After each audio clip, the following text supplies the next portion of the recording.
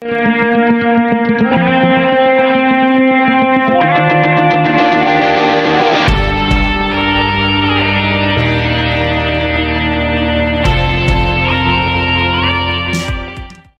و حضرات السلام علیکم۔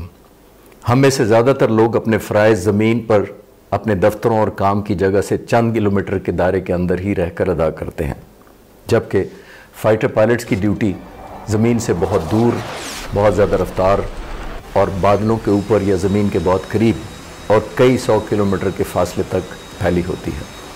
اسی وجہ سے آواز کی رفتار سے تیز اور زمین سے چند فٹ اوپر اگر جہاز میں کوئی ٹیکنیکل خرابی ہو جائے یا دشمن کا نشانہ بننے کی صورت میں انہیں بغیر کوئی لمحہ ضائع کیے فوری طور پر جہاز سے نکلنے کے لیے ایک قابل بھروسہ سسٹم کی ضرورت ہوتی ہے۔ آج ہم انسان کی اسی ایجاد کے بارے میں بات کریں گے جو پائلٹس کے بدترین حالات میں سب سے زیادہ کام آتی ہے اور انہیں ایک نئی زندگی بخشنے کی وجہ بنتی ہے، اور یہ سب کچھ کرتی ہے ایک ایجیکشن سیٹ۔ یہ سیٹ جہاز سے پائلٹ کو ایجیکشن کے ذریعے نیچے لگے ہوئے راکٹس فائر کر کے لمحوں میں جہاز سے باہر ایجیکٹ کر دیتی ہے اور پائلٹ بذریعہ ایک پیراشوٹ اپنی زندگی بچانے میں کامیاب ہو جاتا ہے۔ ٹی وی اور فلموں میں ایک فائٹر پائلٹ کا اپنے جیٹ سے ایجیکٹ کرنا انتہائی ڈرامائی مگر ایک سادہ طریقہ کار کے طور پر دکھایا جاتا ہے، مگر حقیقت میں یہ عمل انتہائی پیچیدہ اور خطرناک ہے۔ اس عمل کے دوران کئی پائلٹس کو شدید چوٹیں بھی آتی ہیں، لیکن ظاہر ہے یہ جہاز کے کریش کے نتیجے میں مرنے سے کہیں بہتر ہے۔ تقریباً 20 سے 30% فائٹر پائلٹس ایجیکشن کے نتیجے میں ریڑھ کی ہڈی یعنی بیک بون یا کسی نہ کسی طرح کے فریکچر یا فزیکل انجریز کا شکار ہو جاتے ہیں، مگر زیادہ تر اللہ تعالیٰ کے بعد صرف اس ایجیکشن سیٹ ہی کی بدولت ایک پائلٹ اپنی زندگی بچانے میں کامیاب ہو جاتا ہے، اور یہی زندگی اور موت کے درمیان ایک فرق ہوتا ہے۔ آج ایجیکشن سیٹوں کی دلچسپ تاریخ کے بارے میں بات کریں گے جس کی بدولت آج تک دنیا بھر میں 13,000 سے زیادہ پائلٹس کی زندگیاں بچائی جا سکیں۔ جیسا کہ جیٹ فائٹر طیارے دنیا بھر میں فوجی مقاصد کے لیے استعمال ہوتے ہیں، اسی طرح ایجیکشن سیٹیں زیادہ تر فوجی طیاروں میں لگائی جاتی ہیں، کیونکہ ان طیاروں کو ان کے مشن کی نوعیت کی وجہ سے زیادہ خطرہ ہوتا ہے۔ یہ بھی یاد رکھیے کہ ایجیکشن سیٹ کے استعمال کرتے ہوئے جہاز سے باہر نکلنے کا فیصلہ بھی اتنا آسان نہیں ہوتا۔ در حقیقت یہ اکثر آخری ممکنہ راستہ یعنی لاسٹ آپشن ہوتی ہے، اور وہ بھی اس وقت جب جہاز کے بچنے کی کوئی امید باقی نہ رہے، اور ظاہر ہے یہ حالات ہوتے ہیں جب انتہائی قیمتی جہاز کو تباہی کے لیے چھوڑ کر ایجیکٹ کرنے کا فیصلہ کرنے کا مقصد پائلٹ کی قیمتی زندگی بچانا ہوتا ہے۔ ایوییشن کے ابتدائی دنوں میں جہاز سے ایجیکٹ کرنے کی ضرورت پر کوئی خاص زور نہیں دیا گیا تھا، تاہم 1910 کے بعد اس طرف کچھ پیش رفت کی گئی جس میں پائلٹس کو ایک بنجی کارڈ کے ذریعے بحفاظت نکالنے کا پر کام ہوا۔ 22 ستمبر 1916 کو رائٹ برادرز کی پہلی پرواز کے 13 سال بعد ایک برطانوی انجینئر ایڈورڈ کالتھراپ نے کمپریسڈ ایئر استعمال کرتے ہوئے ایجیکشن سسٹم کو پیٹنٹ کروایا۔ بعد میں دوسری جنگ عظیم کے دوران تیار کیے گئے ڈیزائنوں میں شاٹ گن اور گن پاؤڈر فائرنگ کا سسٹم استعمال کیا گیا۔ جب پائلٹ کو جہاز چھوڑنے کی ضرورت ہوتی تو گن پاؤڈر کے شیلز اگنائٹ ہونے کے بعد فائر کیے جاتے اور پائلٹ کو جہاز سے باہر نکال پھینکتے، مگر اس طریقہ کار سے پہلے پائلٹ کو خود اپنی جان بچانے کے لیے جہاز سے چھلانگ لگانی پڑتی تھی۔ دونوں ورلڈ وارز کے دوران ہوائی جہازوں کی سست رفتاری کی وجہ سے اور کاکپٹ کا ڈیزائن چند انسٹرومنٹ اور سامنے لگی ہوئی ونڈ شیلڈ تک محدود تھا، اس لیے سیٹ ہارنس کو کھولنا اور سائڈ سے جہاز کے باہر جمپ لگانا اتنا آسان تھا۔ تاہم اگر جہاز کو کوئی ڈیمیج ہو چکا ہوتا یا پائلٹ کسی طریقے سے زخمی ہو چکا ہوتا تو اس طریقے کو استعمال کرتے ہوئے اپنی جان بچانا تقریباً ناممکن ہو جاتا تھا، مگر ان دنوں پائلٹس کے پاس اس سے بہتر کوئی چارہ نہیں تھا۔ مگر بعد میں آنے والے وقتوں میں مختلف ایئر فورسز کو اس سے کہیں زیادہ بہتر اور قابل بھروسہ ایجیکشن سسٹم کی ضرورت تھی۔ جرمنی وہ پہلا ملک تھا جس نے ملٹری وارفیئرز میں جیٹ پاؤڈر ایجیکشن سسٹم سے لیس جہاز استعمال کیے۔ بعد میں مارٹن بیکر کمپنی کا پہلا لائیو فلائٹ ٹیسٹ 24 جولائی 1946 کو ہوا جب کمپنی کے فٹر برنارڈ لنچ نے گلاسٹر کے K3 جیٹ طیارے سے ایجیکشن کی۔ حالانکہ جرمنی ایجیکشن سیٹ ٹیکنالوجی کے پائنیئر تھے، مگر یہ برٹش تھے جنہوں نے 20ویں صدی کے آنے والے وقتوں میں اہم کردار ادا کیا، خاص طور پر مارٹن بیکر کمپنی۔ یہ کمپنی دراصل 1930 اور 40 کی دہائیوں میں ایک باقاعدہ جہاز بنانے والی کمپنی کے طور پر شروع ہوئی، لیکن کمپنی کا کو فاؤنڈر ویلنٹائن بیکر ایک جہاز کی ٹیسٹ فلائٹ کے دوران حادثے کا شکار ہوا اور جان سے ہاتھ دھو بیٹھا۔ کمپنی کا دوسرا فاؤنڈر مارٹن اس حادثے سے اس حد تک دل برداشتہ ہوا کہ اس نے جہازوں کی بجائے اپنی کمپنی کی ساری توجہ ایجیکشن سیٹ کو بہتر اور قابل بھروسہ بنانے میں لگا دی۔ آج ایجیکشن سیٹ کی دنیا میں اسی کمپنی کا راج ہے۔ 1960 کی دہائی کے شروع میں جب جہازوں نے مارک 2 اور 3 کی رفتار تک پہنچنا شروع کر دیا تو ڈیزائنرز کو یہ تشویش لاحق ہو گئی کہ پائلٹ اس وقت کی ایجیکشن سیٹوں کو استعمال کرتے ہوئے بخیریت ایجیکٹ نہیں کر سکیں گے۔ میں یہاں واضح کرتا چلوں کہ مارک 1 آواز کی رفتار ہے جو 666 ناٹس یعنی تقریباً 1225 کلومیٹر کی رفتار فی گھنٹہ کی ہوتی ہے، یعنی سپر سونک، اور مارک 2 کا مطلب ہے آواز سے دگنی رفتار۔ اس رفتار پر ہوا کے پریشر اور ایٹماسفیرک فرکشن کی وجہ سے بہت زیادہ ہیٹ پیدا ہوتی ہے، اور اسی وجہ سے مختلف کمپنیوں نے F-104 اور B-50 ہسلر سپر سونک بمبار کے لیے کیپسول شکل کی ایجیکشن سیٹ بنائی تاکہ پائلٹس پر ایٹماسفیرک پریشر کم سے کم اثر کرے۔ دلچسپ بات یہ ہے کہ ان ٹرائلز میں کسی انسان کی بجائے ریچ کو استعمال کیا گیا اور اینستھیزیا دیے گئے ان ریچوں کو استعمال کر کے ان ایجیکشن سیٹوں کے ٹرائل کیے گئے، کیونکہ خیال کیا جاتا تھا کہ ان کی جسامت انسانوں سے ملتی جلتی ہے۔ اس طرح سپر سونک ایجیکشن سے بچنے والی پہلی مخلوق دراصل انسان نہیں بلکہ بلیک بیئر تھے۔ میں ایجیکشن سیٹ کے بارے میں ایک دلچسپ بات بھی شیئر کرتا چلوں کہ ویتنام کی جنگ کے دوران دشمن کے علاقے میں امریکہ کے ایجیکٹ کرنے والے پائلٹوں پر یا تو بہت زیادہ تشدد کیا جاتا تھا یا انہیں مار دیا جاتا تھا۔ اس صورتحال کے پیش نظر امریکہ نے ایک پروگرام شروع کیا جس کا مقصد تھا کہ پائلٹ کی ایجیکشن کے بعد ایجیکشن سیٹ ایک چھوٹے جہاز کی طرح اڑتی ہوئی انہیں ایک محفوظ مقام تک لے جائے جہاں سے انہیں بعد میں ریسکیو کیا جا سکے۔ مگر یہ منصوبہ 1970 کی دہائی میں ویتنام کی جنگ ختم ہونے کے ساتھ ہی ختم کر دیا گیا۔ اس میں کوئی شک نہیں ہے کہ جب ایجیکشن سیٹ ہی پائلٹ کے زندہ بچنے کی آخری امید ہوتی ہے تو اس کی ریلائبلٹی پر کوئی سمجھوتا نہیں ہونا چاہیے، لیکن ان دنوں میں بعض صورتوں میں پائلٹ کے پاس اتنی سپیڈ اور اونچائی نہیں ہوتی تھی کہ وہ ور وقت اس کا پیراشوٹ کھل سکے، اور ایسی ایجیکشن کی صورت میں اکثر یہ ہوتا تھا کہ اس سے پہلے کہ پیراشوٹ مکمل طور پر کھل پاتا پائلٹ زمین سے ٹکرا کر شدید زخمی یا ہلاک ہو جاتا تھا۔ اس مسئلے کی وجہ سے 1940 اور 50 کی دہائیوں میں مارٹن بیکر کمپنی نے 0-0 سیٹ تیار کی، جس کا مطلب ہے 0 سپیڈ اور 0 ہائٹ۔ اس طرح زمین پر کھڑے ہوئے ایک جہاز سے بھی ایجیکشن کے بعد یہ سیٹ پائلٹ کو انتہائی اونچی بلندی تک لے جاتی ہے کہ پیراشوٹ کھلنے کا پورا موقع مل جاتا ہے۔ مارٹن بیکر نے حقیقی اور لائیو ایجیکشن ٹیسٹنگ کے لیے رضاکار ٹیسٹ پائلٹس کا بھی استعمال کیا۔ بینی لنچ نے 31 لائیو ایجیکشنز کی جس میں سے 17 دفعہ اڑتے ہوئے جہاز سے ایجیکشن کی، مگر آج انسانوں کی بجائے ہم ان ٹیسٹوں کے لیے انتہائی حساس اور ہائی ٹیک ٹیسٹ مینیکیولز استعمال کرتے ہیں۔ آج کل کی ایجیکشن سیٹیں فائر ہونے سے پہلے جہاز کی کینوپی فائر کی جاتی ہے، یہاں تک کہ اگر کسی وجہ سے کینوپی فائر نہ بھی ہو تو ایجیکشن سیٹ کینوپی کو توڑ کر پائلٹ کو باہر نکالنے کی صلاحیت رکھتی ہے۔ آپ میں سے کچھ لوگ جنہوں نے فلم ٹاپ گن دیکھی ہے سوچ رہے ہوں گے کہ اگر ایجیکشن سیٹیں اتنی ہی قابل اعتماد ہیں تو اس سین میں کیا ہوا جہاں فلم کا ایک اہم کردار گوز ایجیکشن ناکام ہونے کی وجہ سے موت کا شکار ہو جاتا ہے۔ کیا واقعی ایسا ہو سکتا ہے؟ جتنا یہ سوال دلچسپ ہے شاید اتنا ہی جواب بھی۔ اس فلم میں 1980 کی دہائی کی وسط میں دکھائے جانے والے ایک F-14 ٹام کیٹ میں مارٹن بیکر 7 نصب کی گئی تھی جس میں اس وقت کی کینوپی بریکر نہیں لگائے گئے تھے، اس لیے ایجیکشن سیٹ کا فائر ہونا کینوپی کی جیٹسنس ہونے سے منسلک تھا۔ گوز کا جہاز ایک فلیٹ سپن میں داخل ہو گیا جس میں ہوا کے ان ایون ڈسٹریبیوشن کی وجہ سے بھی یہ کینوپی جہاز سے الگ نہ ہوئی۔ اس طرح اس فلم میں دکھایا جانے والا سین کچھ فلم کی ضرورت تھی اور کچھ سچائی۔ آج تک ڈیزائن کیے گئے سب سے انوکھے ایجیکشن سسٹم سٹینلے یانکی یعنی ایجیکشن سسٹم تھا جسے بنیادی طور پر اسکائی رائڈرز کے استعمال کے لیے تیار کیا گیا تھا۔ اس کے پیچھے سوچ یہ تھی کہ اگرچہ ایجیکشن سیٹیں بہت اچھی ایجاد ہیں لیکن وہ بہت وزنی ہیں اور بہت پیچیدہ۔ یہ سوچا گیا کہ کیوں نہ پائلٹ کو ایکسٹریکشن راکٹ کے استعمال کر کے جہاز سے باہر کھینچ لیا جائے۔ بعد میں اس طریقہ کار کو کم سیکیور ہونے، سیفٹی اور ٹیکنیکل وجوہات کی بنا پر جاری نہ رکھا جا سکا۔ آواز کی رفتار سے زیادہ تیز چلنے والے جہاز سے ایجیکٹ کرنا بہت خطرناک ہو سکتا ہے۔ مجھے ذاتی طور پر بھی میراج طیارے کو مارک 2 کی سپیڈ پر اڑانے کا موقع ملا اور میں آپ کو بتا سکتا ہوں کہ سپیڈ سے ایجیکشن کی صورت میں ایک پائلٹ کو 20 جیز کا سامنا کرنا پڑتا ہے۔ جیسا کہ آپ جانتے ہوں گے کہ ایک جی کا مطلب ہوتا ہے وہ فورس جو کشش ثقل یعنی ارتھ گریوٹی انسانی جسم پر اثر کرتی ہے۔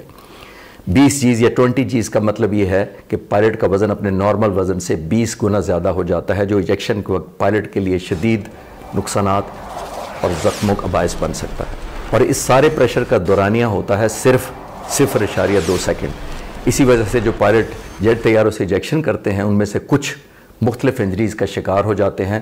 بعد میں آنے والے وقتوں میں ایجیکشن سیٹ کی اسپیشل مینوفیکچرنگ اور بہت ایڈوانس ٹیکنالوجی کی وجہ سے یہ چند کمپنیوں تک محدود ہو گئی۔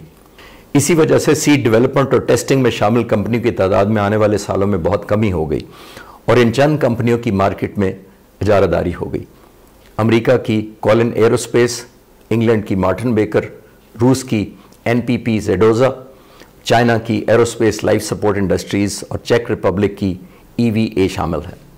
جہاں تک مارکیٹ کے شیئر کا تعلق ہے تو سب سے زیادہ مارکیٹ کا شیئر یعنی 53% مارٹن بیکر کے پاس ہے۔ خواتین کے بڑے پیمانے پر فائٹر فلائنگ کی دنیا میں قدم رکھنے کے بعد ایجیکشن سیٹس کو پائلٹس کے وزن اور انتھروپومیٹرک یعنی انسانی ساخت کی لمیٹیشنز کو ذہن میں رکھتے ہوئے تیار کیا جانے لگا۔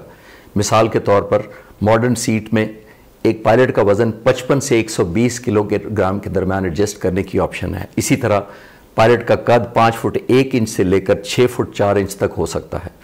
مشن پر روانگی سے پہلے ایجیکشن سیٹ پر یہ سیٹنگ کرنے کے بعد ایجیکشن سیٹ کے راکٹ تھرسٹ اسی حساب سے ایڈجسٹ کیے جاتے ہیں۔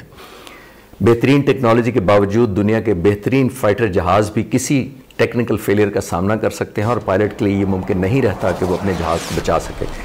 اس کے لیے صرف ایک ہی چارہ بچتا ہے کہ وہ ایجیکشن سیٹ کا استعمال کرتے ہوئے یقینی موت سے خود بچ جائے۔ آئیے اب دیکھتے ہیں کہ ایجیکشن سیٹ کیسے کام کرتی ہے۔ فرض کیجئے جب پائلٹ ایجیکشن کا ہینڈل کھینچتا ہے تو آسانی سے سمجھنے کے لیے اسے کہہ لیتے ہیں سٹیج 1 اور ٹائم 0۔ ایجیکشن ہینڈل کو کھینچنے سے بیلسٹک سگنل کینوپی جیٹسن کو جاتا ہے اور seat inertia reel ejection process شروع کر دیتا ہے۔ سٹیج 2 پر بغیر کسی وقت کو ضائع کیے ہوئے بیلسٹک سگنل جہاز کی کینوپی جیٹسن کرنے تک پہنچ جاتا ہے۔ سٹیج 3 پر بیلسٹک سگنل پائلٹ کو محفوظ بنانے کا عمل شروع کر دیتا ہے۔ سٹیج 4 پر کینوپی کو جیٹسن کرنے کے بعد پائلٹ کے نکالنے کا راستہ صاف ہو جاتا ہے۔ سٹیج 5 پر سیٹ کیٹپلٹ اپنا کام شروع کرتا ہے اور سیٹ پائلٹ کو تقریباً 50 فٹ فی سیکنڈ کی رفتار سے جہاز سے باہر ایجیکٹ کرتی ہے۔ سٹیج 6 پائلٹ کے سر اور گردن کی پروٹیکشن کی غرض سے اسے محفوظ بناتا ہے۔ سٹیج 7 پر سیٹ کاکپٹ سے باہر نکلتی ہے مگر ساتھ ہی پائلٹ کے بازوؤں کو کسی نقصان سے محفوظ رکھنے کا عمل شروع کر دیا جاتا ہے۔ سٹیج 8 میں پائلٹ کی ٹانگوں کو سیکیور کیا جاتا ہے اور سٹیج 9 میں جب سیٹ جہاز سے باہر کھلے آسمان کی طرف داخل ہوتی ہے تو ہوائی جہاز کی سپیڈ کا اندازہ لگانے کے لیے پیٹوٹس اپنا کام شروع کرتی ہیں۔ سٹیج 10 پر سیٹ سیکوینسر آن لائن آتا ہے اور ایئر سپیڈ اور جہاز کی زمین سے بلندی کے حساب سے سیٹ آپریشنز کا موڈ سلیکٹ کرتا ہے۔ Stage 11 roll rocket pitch control کرتے ہوئے فائر کرتے ہیں جس سے 2 سیٹوں والے جہاز کی صورت میں اگلے اور پچھلے پائلٹس کے پاتھ کو ایک دوسرے سے محفوظ فاصلے تک رکھا جاتا ہے۔ بہت کم بلندی یا کم ایئر سپیڈ کی صورت میں سٹیج 13 پر پیراشوٹ فوری طور پر اپنا کام کرتا ہے۔ بہت اونچی بلندی یا زیادہ ایئر سپیڈ پر ہونے کی وجہ سے سٹیج 12 پر ڈروگ سٹیبلائزر سسٹم اپنا کام شروع کرتا ہے اور زیادہ بلندی کی وجہ سے پیراشوٹ فوراً کھلنے کی بجائے سیف پیرامیٹرز پر پہنچنے کا انتظار کرنے کے بعد کھلتا ہے۔ سٹیج 14 پر ہارنس ریلیز کارٹریج فائر ہوتا ہے جس سے پائلٹ اپنی سیٹ سے الگ ہو جاتا ہے۔ آپ کی دلچسپی کے لیے میں یہ بھی بتاتا چلوں کہ سٹیج 1 سے سٹیج 14 تک یہ سارا سیکوینس اور ایکشن صرف 2 اور 2.5 سیکنڈ کے درمیان مکمل ہوتا ہے۔ پھر سروائیول کٹ ڈپلائے ہو کر پائلٹ سے 25 فٹ نیچے لٹک جاتی ہے۔ سطح سمندر یا پانی پر ایجیکشن کی صورت میں پانی سے ٹکراتے ہی لائف ویسٹ اور ریفٹ میں خود بخود ہوا بھر جاتی ہے۔ ہر ایجیکشن سیٹ میں ایک سروائیول پیک بھی ہوتا ہے۔ جب تک ایجیکٹ کرنے والا پائلٹ ریسکیو ہیلی کاپٹر کی خوشگوار آواز نہیں سنتا، اس سروائیول پیک میں بنیادی ڈرائی راشن اور پانی سمیت زندہ رہنے کا ضروری سامان بھی ہوتا ہے۔ 15,000 فٹ سے اوپر انسان کے زندہ رہنے کے لیے آکسیجن نہیں ہوتی، اس لیے اگر پائلٹ بہت بلندی پر ایجیکٹ کرے تو ہنگامی آکسیجن کی بوتل 10 منٹ تک آکسیجن فراہم کرتی ہے۔ اسی دوران یقینی طور پر پائلٹ زمین کی طرف آتا ہوا 15,000 فٹ سے نیچے آ جاتا ہے۔ یہ بھی ذہن میں رہے کہ ایجیکشن کی کامیابی کی شرح آج 1940 کی دہائی سے ٹیکنالوجی کی وجہ سے تقریباً 50% سے بڑھ کر 90% سے زیادہ ہے۔ آئیے ایجیکشن سیٹ بنانے والی 2 بڑی کمپنیوں کے بارے میں اور ایجیکشن سیٹ کی 45 سالہ پرانی تاریخ پر نظر دوڑاتے ہیں۔ امریکہ کی ایس سیٹ نے آج تک 703 جانیں بچائی ہیں اور دنیا بھر میں تقریباً 30 ایئر فورسز کے زیر استعمال ہیں۔ اس وقت مختلف طیاروں میں ایسس کی 6000 سیٹیں کام کر رہی ہیں۔ تاہم دنیا کی سب سے بڑی انگلینڈ کی مارٹن بیکر کمپنی ہے، اس نے دنیا کے 93 ایئر فورسز کو 90,000 سے زیادہ ایجیکشن سیٹیں فراہم کی ہیں اور آج 54 مختلف قسم کے ہوائی جہازوں میں 17,000 سے زیادہ مارٹن بیکر ایجیکشن سیٹیں پوری دنیا کے پائلٹس کو ہواؤں میں لیے اڑتی ہیں۔ ان ایجیکشن سیٹوں کے ساتھ ساتھ مارٹن بیکر نے ہیلی کاپٹروں کے لیے ایجیکشن سیٹوں کی ایک رینج بھی تیار کی ہے جو اس وقت 60 سے زیادہ ہیلی کاپٹروں میں اپنا کام کر رہی ہیں۔ مجموعی طور پر آج تک مارٹن بیکر سیٹوں کے ذریعے 7,700 جانیں بچائی گئیں۔ یہ کمپنی ایجیکشن ٹائی کے نام سے ایک کلب چلاتی ہے اور ایجیکشن میں بچ جانے والے پائلٹس کو ایک منفرد ٹائی اور لیپل پن بھی دیتی ہے۔ آج کی انتہائی مضبوط ایجیکشن سیٹیں کریش لوڈ کو برداشت کرنے کے لیے بنائی گئی ہیں اور یہ 1100 کلومیٹر کی رفتار اور 60,000 فٹ کی اونچائی تک کام کرنے کی صلاحیت رکھتی ہیں۔ ایجیکشن سیٹ کے بارے میں اتنا کچھ جاننے کے بعد ہو سکتا ہے آپ جاننا چاہتے ہوں کہ ایک ایجیکشن سیٹ کی قیمت کتنی ہوتی ہے۔ یہ ایک مشکل سوال ہے اور اس کا جواب زیادہ تر منحصر ہے سیٹ کی ٹائپ کے ساتھ ساتھ آرڈر کی گئی سیٹوں کی تعداد پر، لیکن ایک اندازے کے مطابق یہ 1,20,000 سے لے کر $2,40,000 تک ہے جو 4 سے 8 کروڑ پاکستانی روپے بنتی ہے۔ کچھ لوگ یہ بھی جاننا چاہیں گے کہ ایک پائلٹ اپنی فلائنگ کیریئر کے دوران کتنی بار ایجیکشن کر سکتا ہے۔ کسی ایک پائلٹ کے لیے ایجیکشن کی کوئی لمٹ نہیں ہوتی، ہر فرد منفرد ہے اور ایجیکشن کا سٹریس اور جسم پر اثر ہر شخص پر مختلف نوعیت کا ہوتا ہے۔ ایجیکشن کے فوراً بعد پائلٹ کا مکمل میڈیکل چیک کیا جاتا ہے اور یہ اس پائلٹ کے میڈیکل چیک اپ کی روشنی میں ڈاکٹر کے مشورے پر منحصر ہے کہ وہ اسے فلائنگ جاری رکھنے کے لیے کلیئرنس دیتے ہیں یا نہیں۔ اور ایجیکشن سیٹ کے بارے میں یہ بھی جان لیں کہ ایجیکشن سیٹ کا کوئی بھی حصہ ایک ایجیکشن کے بعد دوبارہ استعمال نہیں کیا جا سکتا کیونکہ اسے ایک سے زیادہ دفعہ استعمال کرنے کے لیے ڈیزائن ہی نہیں کیا گیا۔ ایک اور دلچسپ بات میں یہاں یہ بھی بتاتا چلوں کہ عام طور پر یہ سمجھا جاتا ہے کہ ایجیکشن صرف اوپر یعنی آسمان کی طرف ہی ممکن ہے۔ یہ سچ نہیں ہے۔ 1954 میں بننے والے امریکی جیٹ طیارے F-104 آواز سے دگنی رفتار پر اڑنے کی صلاحیت رکھتا تھا۔ اس سپیڈ کی بنیاد پر ڈیزائنر کا خیال یہ تھا کہ اتنی سپیڈ پر اگر پائلٹ ایجیکٹ کرے گا تو ایجیکشن کے دوران جہاز کی ٹیل سے ٹکرا کر زندہ نہیں بچے گا۔ اسی وجہ سے اس جہاز کے شروع کے ماڈلز میں ایجیکشن سیٹ زمین کی طرف یعنی ڈاؤن ورڈ ایجیکٹ کرتی تھی۔ ایک اور ہوائی جہاز جس میں نیچے کی طرف فائر کرنے والی ایجیکشن سیٹ لگائی گئی تھی وہ تھا B-47، جس میں نیویگیٹر بامبر پائلٹ کی سیٹ نیچے کی طرف فائر ہوتی تھی جبکہ پائلٹ اور کو پائلٹ کی سیٹیں اوپر کی طرف فائر ہوتی تھی۔ یہی نہیں بلکہ کو پائلٹ کی سیٹ کو ایجیکشن سے پہلے 180 ڈگری گھمایا جاتا تھا کیونکہ جہاز کے ابتدائی ماڈل میں کو پائلٹ ٹیل گنر کے طور پر بھی کام کرتا تھا۔ مجھے یقین ہے آپ سوچ رہے ہوں گے کہ یہ کافی کمپلیکیٹڈ سسٹم ہوگا اور میں بھی آپ سے اتفاق کرتا ہوں، لیکن جلد ہی ڈیزائنرز کو یہ احساس ہو گیا کہ ڈاؤن ورڈ ایجیکشن کا مطلب یہ ہے کہ کم بلندی پر ایجیکشن کرنے کے بعد پائلٹ کا بچنا تقریباً ناممکن تھا۔ مگر اس ڈیزائن کے ناقابل عمل ہونے کے خیال سے پہلے تک 21 پائلٹس ایسی ایجیکشن سیٹوں کا استعمال کرتے ہوئے مارے بھی گئے۔ آخرکار ڈیزائنرز ایسی ایجیکشن سیٹیں بنانے میں کامیاب ہو گئے جو زیادہ طاقتور راکٹ کیٹاپلٹس کا استعمال کرتے ہوئے زیادہ اونچائی تک فائر کرتی تھی جس کے ذریعے نیچے سے فائر ہونے والی سیٹوں کا دور ختم ہو گیا۔ پاک فضائیہ میں شامل F-104 فائٹرز نے 1962 میں پاکستان ایئر فورس میں شمولیت کے بعد 12 سال خدمات انجام دی اور اس دوران 11,690 گھنٹے فلائنگ کی۔ اس بارے میں نے ایئر وائس مارشل ریٹائرڈ عباس مرزا سے بات کی جو اس وقت کے سب سے کم عمر یعنی 21 سال کے F-104 پائلٹ تھے۔ انہوں نے بتایا کہ PF کے یہ طیارے صرف اوپر کی طرف ایجیکشن سسٹم کے ساتھ حاصل کیے گئے تھے۔ انہوں نے یہ بھی بتایا کہ PF میں سروس کے دوران F-104 طیاروں کی کل 3 ایجیکشنز ہوئیں۔ ان میں سے 60 کی دہائی میں فلائٹ لیفٹیننٹ اصغر نے سپرسونک رفتار پر جہاز سے ایجیکشن کی تھی جب ان کا طیارہ ایک کامبیٹ مشن کے دوران ان کنٹرول فلائٹ کا شکار ہوا۔ ایئر مارشل عباس مرزا نے بتایا کہ ایجیکشن کے بعد اپنے دوست سے ملنے ہسپتال بھی گئے، اگرچہ وہ خوش قسمتی سے زندہ بچ گیا لیکن انہیں ہائی سپیڈ کی وجہ سے چہرے پر بروزز یعنی زخم آئے اور کندھے کی ہڈی بھی ٹوٹ گئی۔ ایجیکشن سیٹ کے ابتدائی ماڈلز میں صرف ایک اوور ہیڈ ایجیکشن ہینڈل ہوتا تھا جو پائلٹ کو صحیح پوسچر بنانے اور اس کے چہرے کو ہوا کے بلاسٹ سے بچانے کے لیے فائدہ مند ہوتے تھے۔ مارٹن بیکر نے پائلٹ کی ٹانگوں کے درمیان ایک ہینڈل کا اضافہ کر دیا کیونکہ بعض اوقات جی فورس کی وجہ سے پائلٹ کا ہاتھ اوپر کے ہینڈل تک نہیں پہنچ پاتا تھا۔ کیونکہ نچلا ہینڈل کھینچنا پائلٹ کے لیے آسان ثابت ہوا جس کے بعد اوپر کے ہینڈل کو ہمیشہ کے لیے ختم کر دیا گیا۔ دوسری طرف ماڈرن ہیلمٹ کی ٹیکنالوجی نے پائلٹس کو ایئر پریشر سے بچانے کے لیے کافی مدد کی۔ پاکستان ایئر فورس کے F-6 فائٹر جہاز جو کبھی PF کی ریڑھ کی ہڈی کی حیثیت رکھتے تھے इस जहाज़ की मुनफरिद बात यह थी कि बुनियादी तौर पर यह कि रूसी डिज़ाइन से तैयार करदा जहाज़ था जिसे चीनियों ने बनाया था। पाकिस्तानी इंजीनियरों ने इसे अमरीकी साइड वाइंडर मिसाइल फायर करने के काबिल बनाया।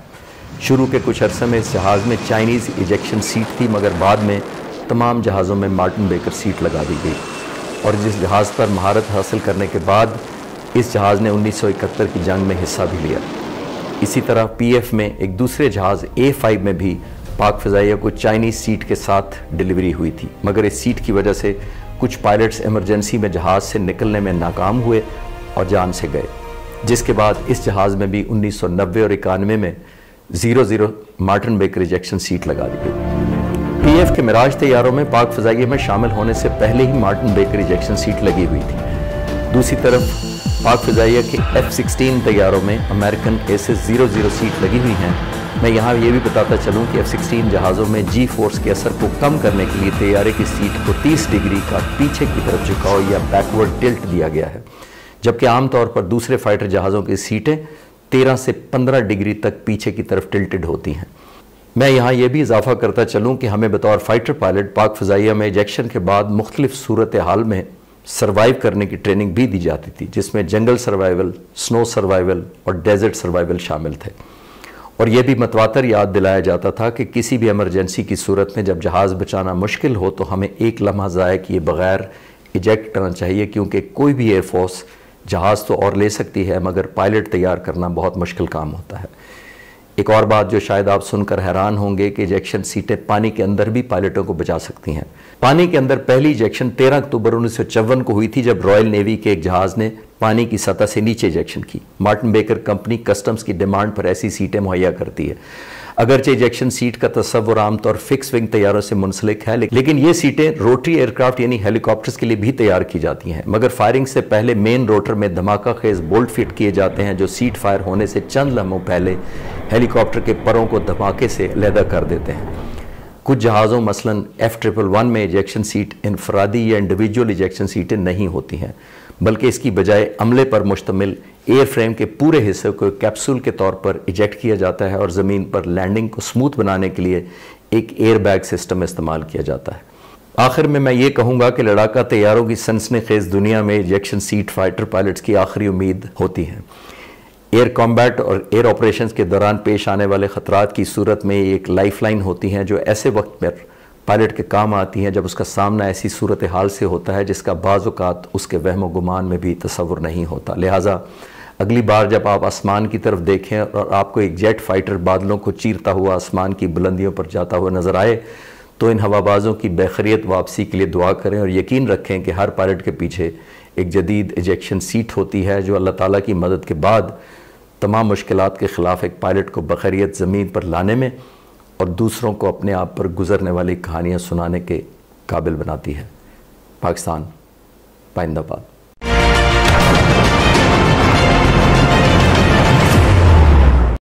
मज़ीद ऐसी वीडियोस देखने और जानने के लिए आप हमारे चैनल को सब्सक्राइब कीजिए।